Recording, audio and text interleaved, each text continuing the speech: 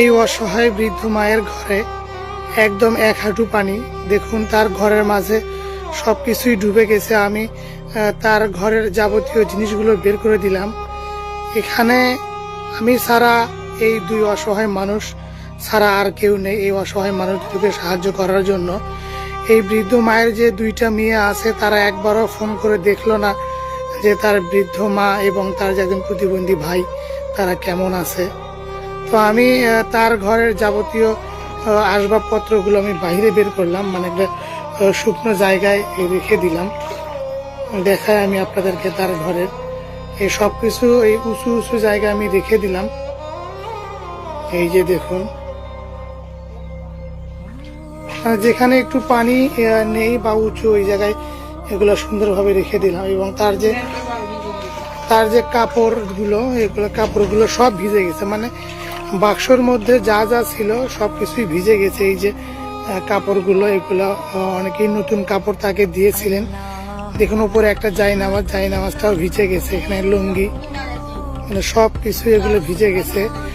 এই যে বাক্সটা দেখতে পাচ্ছেন, এই বাক্সতে যা যা ছিল তার নতুন অনেক কাপড়ই ছিল বা তেল সাবান এগুলো ছিল, এগুলো সব ভিজে গেছে।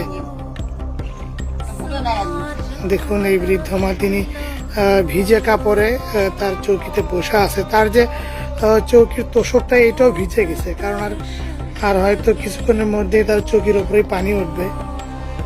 দেখুন তার প্রতিবন্ধী ছেলেটি এখনো শুয়ে আছে। তিনি বুঝতে পারতেছে না যে তার ঘরের মধ্যে পানি আসছে বা ডুবে গেছে বা বন্যা হচ্ছে, কারণ তিনি অন্ধ প্রতিবন্ধী, আসলে পাগল টাইপের। দেখুন তার চৌকিতে পানি, এই যে এগুলো হয়তো একটুর মধ্যে ডুবে যাবে। আমি তাদেরকে নিয়ে যাওয়ার জন্য আসলাম। দেখুন এখানে বাক্স ছিল, এই যে তাদের রুমের ফ্যান, বাল্ব, খুবই খারাপ অবস্থা, একদম ভয়াবহ অবস্থা। এমনিতেই তারা অনেক বৃদ্ধ মানুষ, চলাফেরা করতে পারে না, তার উপরে আবার এই বন্যার একটা আঘাত। দেখুন তার প্রতিবন্ধী ছেলেটি এখনো ঘুমাচ্ছে।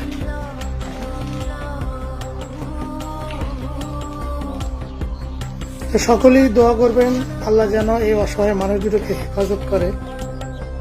অনেক ক্ষয়ক্ষতি হয়ে গেল তার। এই যে এই চালগুলা ছিল তার বাক্সের মধ্যে, এই চাল ছিল বাক্সের মধ্যে, এগুলো ভিজে একদম ফুলে উঠছে, সব ভিজে গেছে, মানে বাক্সের মধ্যে যা যা ছিল। এখানে পেঁয়াজ মরিচ, দেখুন এখানে পানি এখনো ওঠে নেই। এই যে দেখুন